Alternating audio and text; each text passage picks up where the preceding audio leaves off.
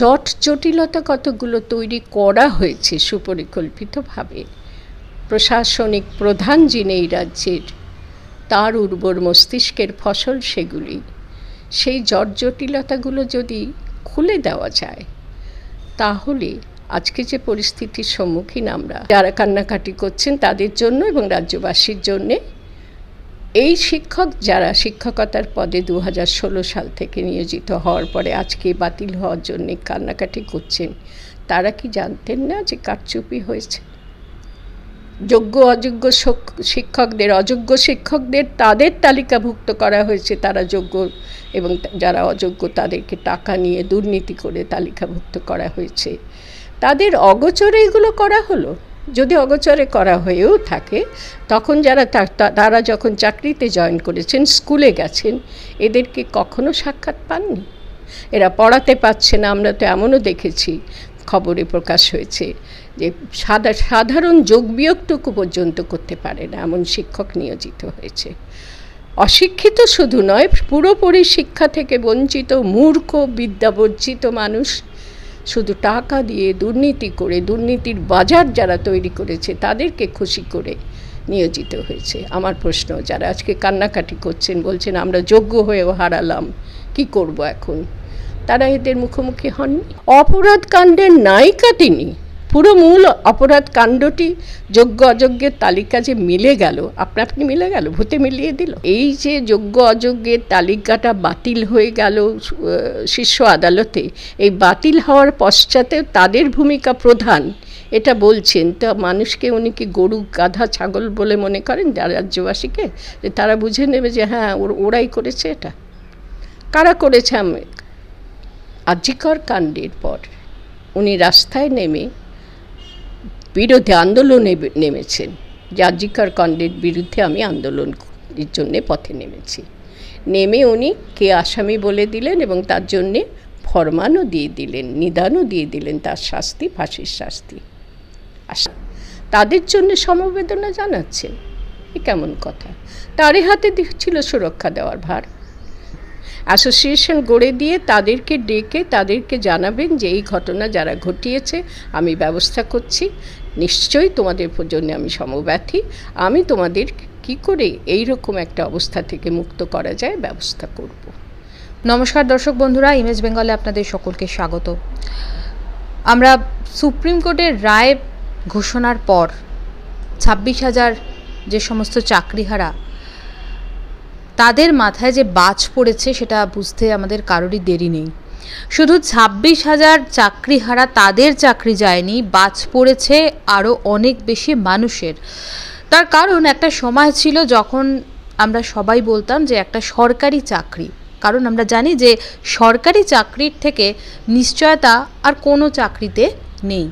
কিন্তু ভাবতে পারছেন যে আজকে সেই সরকারি চাকরি কিন্তু প্রশ্নের মুখে। এভাবেও যে একসাথে 26,000 মানুষের চাকরি চলে যেতে পারে, তাদের মধ্যে অবশ্যই রয়েছে অনেক যোগ্য মানুষ। তারা প্রচুর পরিশ্রম করে কম্পিটিটিভ পরীক্ষায় উত্তীর্ণ হয়ে একটা চাকরি পেয়েছিলেন। একটা চাকরি পাওয়া কি সত্যি মুখের কথা? তাহলে কি হবে তাদের ভবিষ্যৎ? কোথায় আছে আমাদের রাজ্যের ভবিষ্যৎ? সম্ভবত এই প্রশ্ন শুধু আমার নয়, এই প্রশ্ন আপনাদের সকলের। আর সেই পুরো পরিস্থিতি নিয়ে আজকে আমরা কথা বলতে এসে উপস্থিত হয়েছি বিশিষ্ট শিক্ষাবিদ এবং সমাজকর্মী ডক্টর মীরাতুন নাহারের কাছে। দিদি নমস্কার। প্রথমেই অত্যন্ত দুঃখের সঙ্গে জানাচ্ছি যে গতকালের পর থেকে আমাদের প্রত্যেকের মুখে এবং রাস্তায় বেরোলে, যে কোনো গাড়িতে উঠলে একটাই প্রশ্ন যে চাকরি চলে গেল। এবং শিক্ষিত ছেলেমেয়েরা, এত শিক্ষিত সে সমস্ত ছেলেমেয়েরা, তাদের মধ্যে কত কষ্ট করে তারা চাকরি পেয়েছে, সে সমস্ত যোগ্য প্রার্থীরাও রয়েছে, তারাও নিরপরাধে আজকে এই পরিস্থিতির বলি হলো। এই পুরো পরিস্থিতিটা তৈরি করা হয়েছে, সুপরিকল্পিতভাবে তৈরি করা হয়েছে। আপাতভাবে যেভাবে সমস্যাটা আমাদের কাছে উপস্থাপিত হচ্ছে, আমরা দেখতে পাচ্ছি, সেটা নেহাতি আপাত, যে ইংরেজিতে অ্যাপিয়ারেন্স অ্যান্ড রিয়ালিটি তফাতের কথা বলা হয়, যেমন দেখায় আর আসলে যা, এই দুইয়ের মধ্যে তফাৎ আছে। আমার মনে হচ্ছে পুরো ঘটনাটা যেভাবে আমরা পেলাম, এবং তাতে আমাদের সকল স্তরের মানুষের মধ্যে যে ধরনের প্রতিক্রিয়া দেখা গেল, এই সবটার মধ্যে একটা কীরকম তালগোল পাকানো ব্যাপার ঘটে গেছে বলে আমার মনে হয়। আমি কয়েকটা নিজে প্রশ্নের জবাব খুঁজে পাচ্ছি না, সেই প্রশ্নগুলো আমি রাজ্যবাসীর কাছে রাখতে চাইছি। রাজ্যবাসীর মধ্যে এমন মানুষ সত্যিই নেই যারা কিছুই বোঝেন না, দলীয় রাজনীতি বোঝেন না, রাজনীতির যে কর্মকাণ্ড, বিচ্ছিরি কর্মকাণ্ড বোঝে না, রাজনীতিকে দূষিত করেছে যারা, তাদের বোঝেন না, আমি এমনটি মনে করি না। বোঝেন সকলেই, সব স্তরের মানুষ, কিন্তু কোনো না কোনো স্বার্থবুদ্ধির কাছে, কোনো না কোনো অসহায়তার কাছে তারা নিজেদেরকে হেটমুন্ড করে দিচ্ছে। এটা সার্বিক পরিস্থিতি। এই যে ঘটনাটা ঘটলো, আপাত দৃষ্টিতে মনে হলো যে প্রায় 26,000, পুরো 26,000 নয়, প্রায় 26,000 শিক্ষক যারা শিক্ষকতা করছিলেন তাদের চাকরি চলে গেল। কিভাবে না, একটা 2016 সালে গঠিত তালিকা বিচারালয়ে বিচার ব্যবস্থার আইন ব্যবস্থা অনুযায়ী, বিচার ব্যবস্থা অনুযায়ী বাতিল করে দেওয়া হয়েছে বলে আপাতভাবে কি দেখলাম, কান্নাকাটির রোল পড়ে গেছে যারা এই চাকরিগুলো করছিলেন, এবং বলা হচ্ছে তারা যোগ্যতা নিয়েই চাকরিতে ঢুকেছিলেন, যেটা তুমিও বললে। তাদের মধ্যে কান্নার রোল আমরা বেশি দেখতে পাচ্ছি। অযোগ্য যারা দুর্নীতি করে ঢুকেছিল এবং তার কারণেই তালিকাটা বাতিল হয়ে গেল, যোগ্য অযোগ্য মিলিয়ে দেওয়া হয়েছিল, তো অযোগ্যদের আমরা কিন্তু দেখতে পাচ্ছি না। যারা অযোগ্য হওয়া সত্ত্বেও চাকরি পেয়েছিল তাদের চাকরি বাতিল হয়ে গেল, একই সঙ্গে যোগ্য অযোগ্য দুপক্ষেরই চাকরি বাতিল হয়ে গেল। তাতে আপাত দৃষ্টিতে মনে হচ্ছে কাঁদছে তারাই যারা যোগ্যতা সত্ত্বেও চাকরি হারালো, আর অযোগ্য যারা দুর্নীতি করে চাকরি পেয়েছিল তাদের কোনো ট্রেস নেই, চিহ্ন নেই, বোঝা যাচ্ছে না তারা কারা।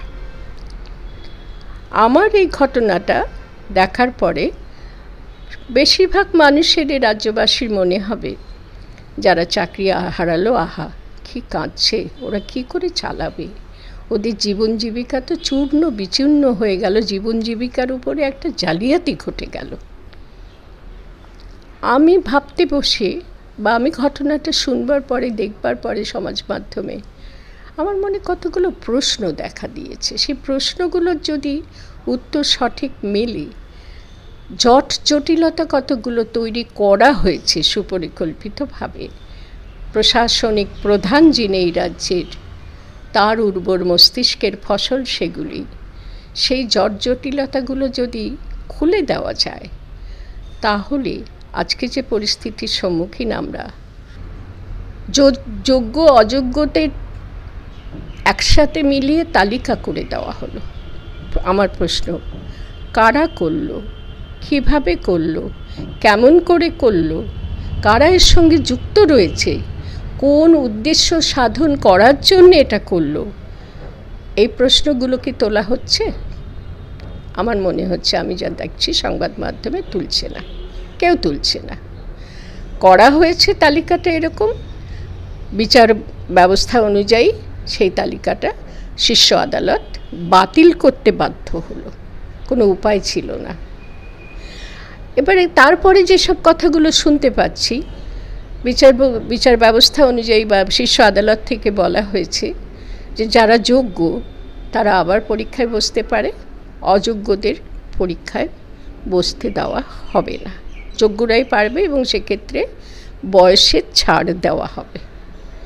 প্রশ্ন, এত বছর হয়ে গেল, 2016 ঘটনা, এতদিন বাদে সেই শিক্ষক যারা শিক্ষকতা করছিলেন এবং বলা হচ্ছে যোগ্য শিক্ষক, তারা আবার পরীক্ষা দেবেন, কি করে হয়? সেটা কি বাস্তবসম্মত?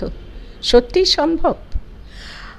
আর একটা প্রশ্নের উত্তর আমি একেবারেই পাচ্ছি না। যারা পরীক্ষা দিতে বসবে যোগ্য, তাদের যোগ্যতাটা নিরূপণ হবে কি করে? আবার পরীক্ষা দেওয়ার সুযোগ কিন্তু বিচারালয় থেকে দেওয়া হচ্ছে, শীর্ষ আদালত থেকে বলা হয়েছে তারা সুযোগ পাবে। এই প্রশ্নের কি উত্তর মিলছে রাজ্যবাসী? আপনারা ভেবে দেখুন। আমি বিচার ব্যবস্থার সমালোচনা করছি না, কিন্তু আমার নির্বুদ্ধিতা অত বুঝি না বলেই প্রশ্নটা করছি। সেই যোগ্য শিক্ষকদের কেমন করে বাছাই করে নেওয়া হবে যে তারা আবার পরীক্ষা দিয়ে তাদের যোগ্যতার পরিচয় দিয়ে চাকরি ফিরে পাবেন?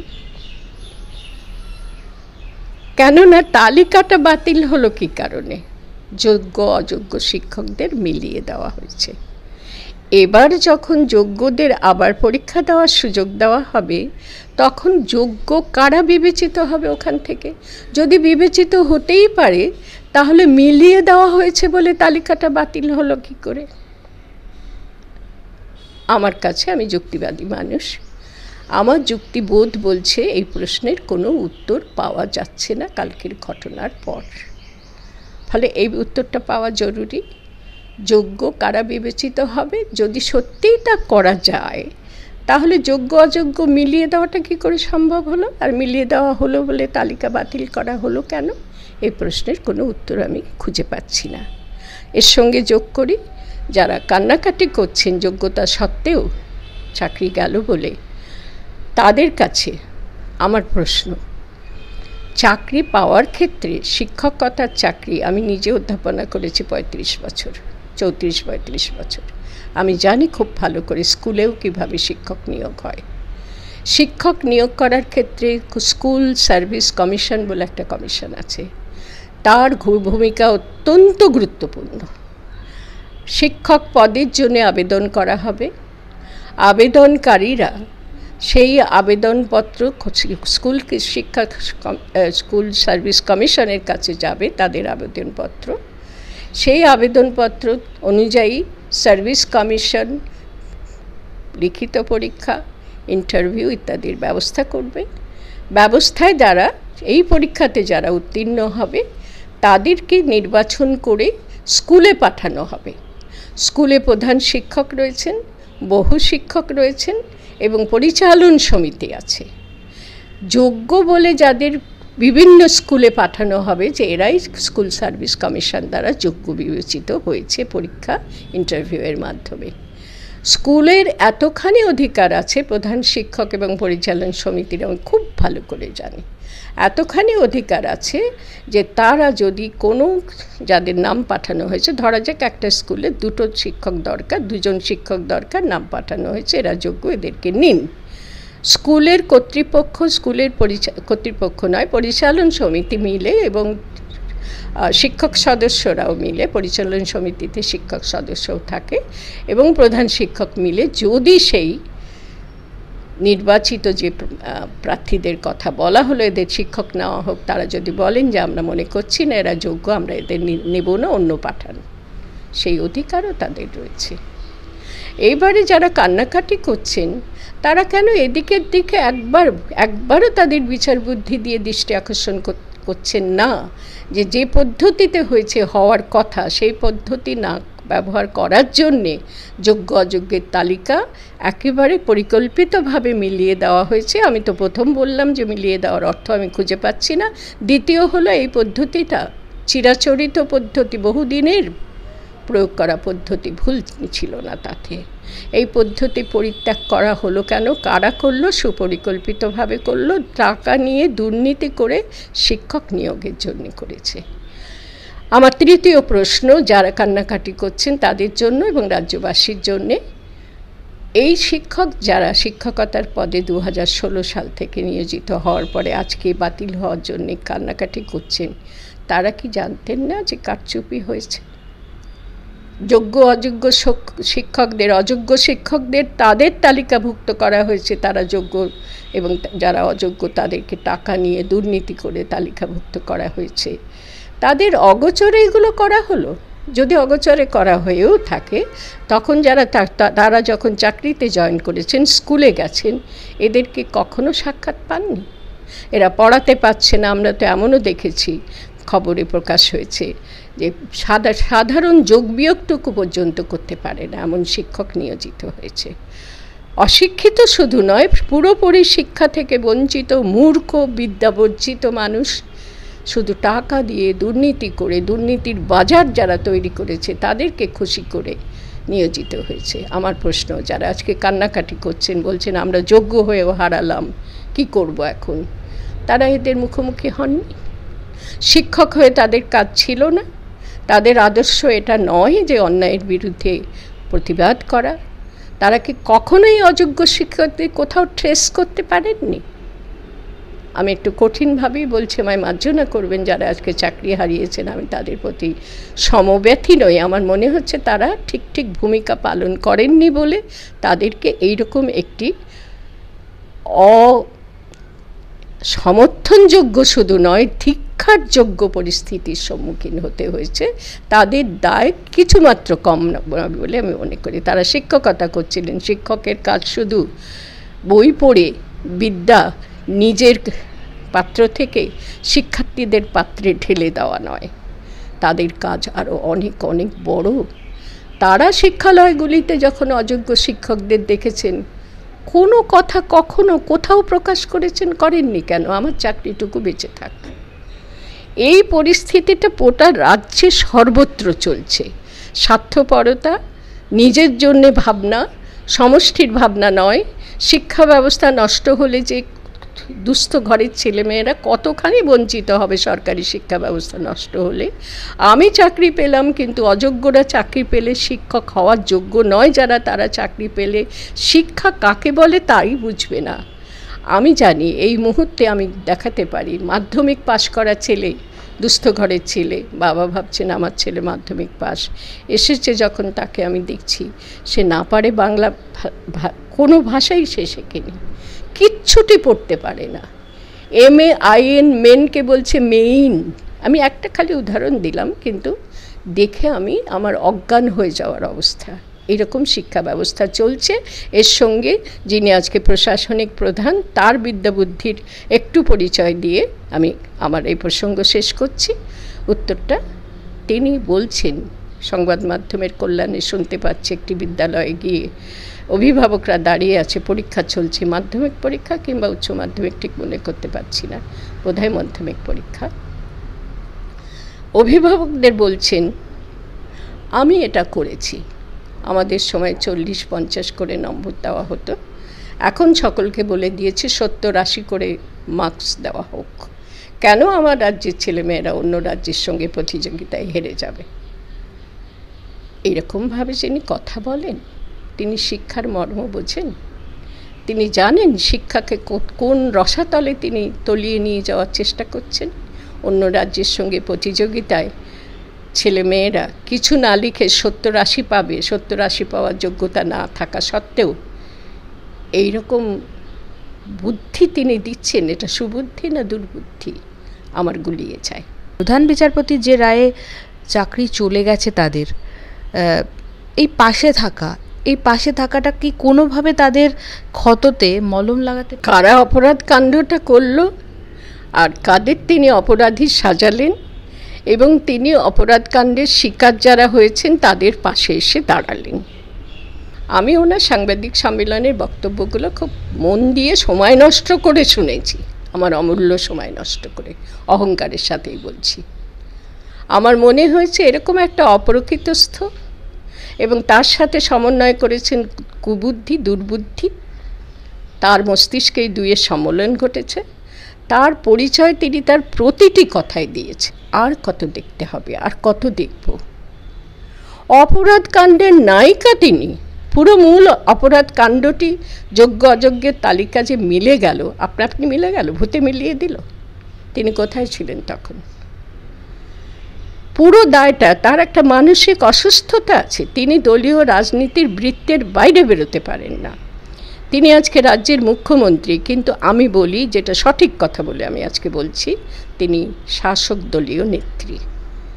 ওইখানে সাংবাদিক সম্মেলনে বসে 26,000 প্রায় মানুষ, তাদের কান্নার কথা আমার এখন মনে পড়ছে ওর বলার প্রসঙ্গে।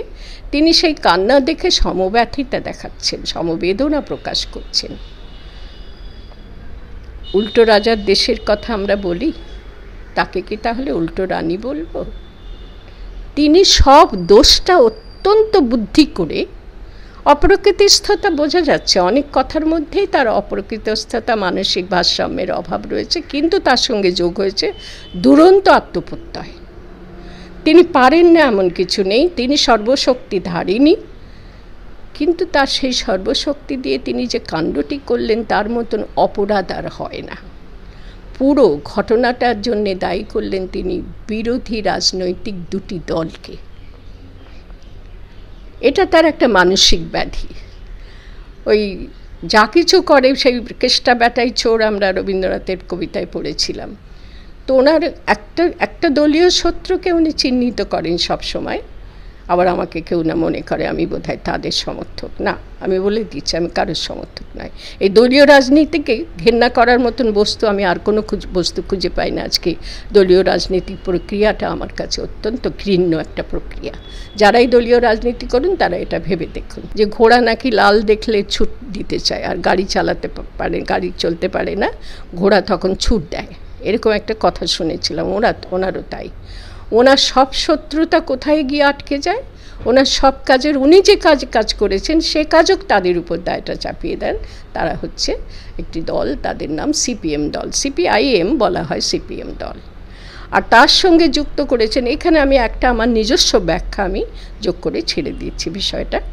কালকে উনি সম্মেলনে যা বলেছেন আমার মনে হয়েছে শোনা যায় না এইরকম একটা অপ্রকৃতিস্থ এবং জটিল মানসিকতার, দুর্বুদ্ধি কবলিত মানসিকতার অধিকারী মানুষের কথা শুনবার মতন যাদের প্রকৃতিস্থ মানসিকতার মানুষ যারা, তারা পারবেন না। আমিও পাচ্ছিলাম না, কিন্তু শুনতে হচ্ছিল তোমাদের জন্য, প্রতিক্রিয়া দিতে হবে, মত গঠন করতে হবে, সংবাদ হিসেবে সেটাও প্রকাশিত হওয়া প্রয়োজন। সেই প্রয়োজনীয়তার তাগিদে শুনেছি, সময় নষ্ট করেছি, আবারও বলছি।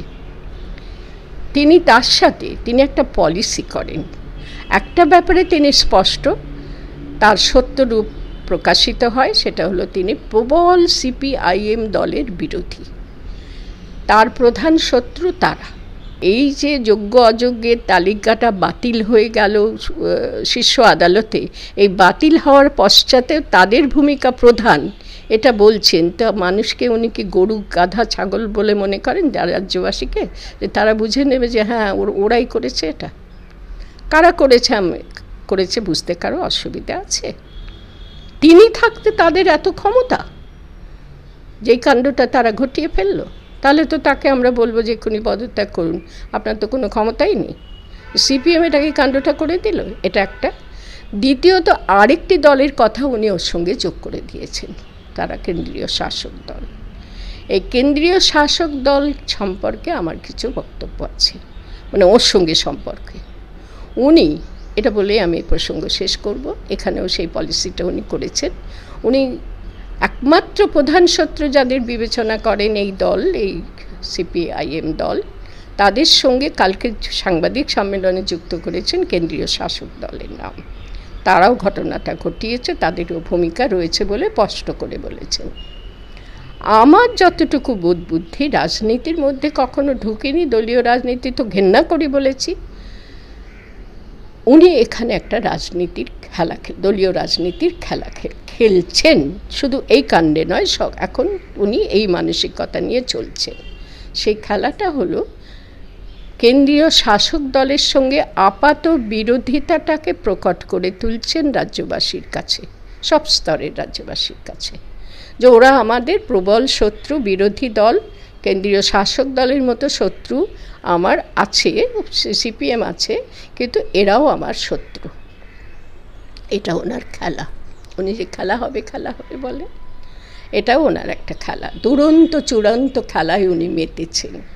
সেই খেলাটি হলো সকলকে বুঝিয়ে দিচ্ছেন যে এরা আমাদের শত্রু, এরা আমাদের বিরোধী রাজনৈতিক দল। আদতে যেটা, আসলে যেটা, রিয়েলিটি যেটা, সেটা হলো যে এদের মধ্যে একটা কোথাও সমঝোতা হয়েছে। উনি করেছেন বিজেপি কেন্দ্রীয় শাসক দলের সঙ্গে সমঝোতা। কেন্দ্রীয় শাসক দল পশ্চিমবঙ্গ দখল করার জন্য ওর সাথে একটা সমঝোতা।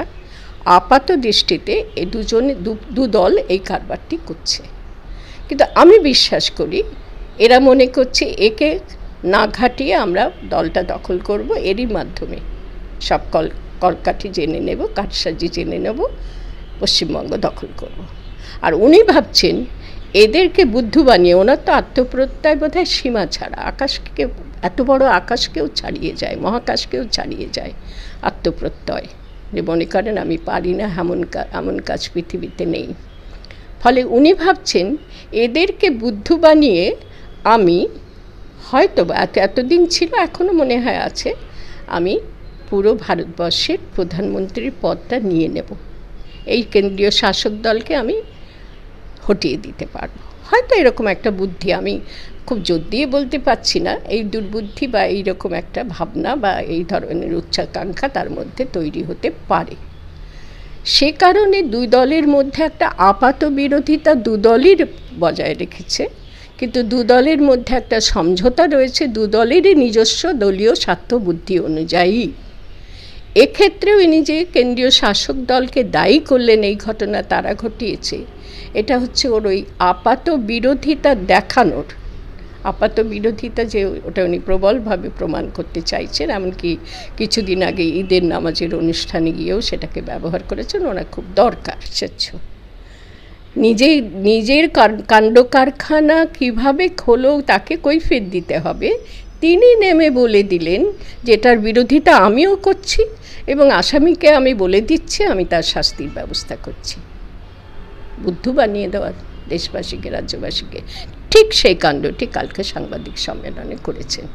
আমার এত বেশি এই প্রশাসনিক প্রধানকে ঘিরে কথা বলতে খুব খারাপ লাগছে, কিন্তু বাস্তবটা এমনই যে এই প্রশাসনিক প্রধান একটা, কি বলবো, অব্যাখ্যাত, ব্যাখ্যা করা যায় না এমন একটা ভূমিকা তিনি সর্বত্র করে যাচ্ছেন, যেটাতে আমরা নাজেহাল হয়ে যাচ্ছি, নাস্তানাবুদ হচ্ছে এবং অসহায় মানুষের অসহায়তা দেশে আরও বাড়ছে।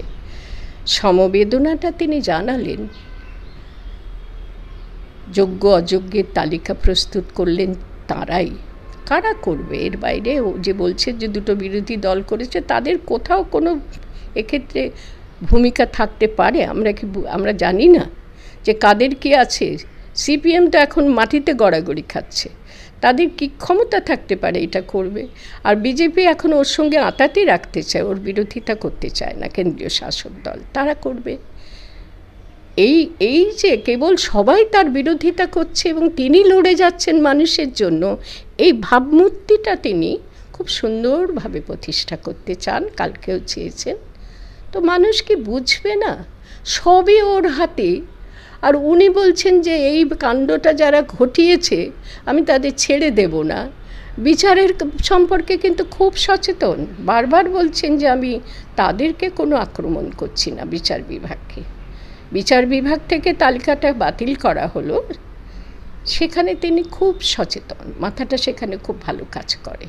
বারবার বলছেন আমি বিচার বিভাগকে অভিযুক্ত করছি না, কোনো কথা আমার সেখানে নেই। তো তালিকা বাতিল তো তারাই করলেন। সমবেদনা কাদের জানাচ্ছেন? যাদের তিনি রক্ষা দিতে পারলেন না তাদের জন্য সমবেদনা জানাচ্ছেন। এ কেমন কথা?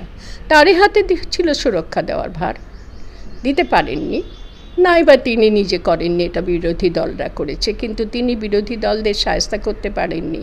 তিনি রয়েছেন ক্ষমতায়, তিনি রয়েছেন চেয়ারে, তিনি বিরোধী দলদের উপর কিছুই করতে পারলেন না। তাহলে তার আর কী আছে যে ওই চেয়ারে তিনি বসে থাকবেন? ছেড়ে দিন, অক্ষমতা প্রকাশ করুন।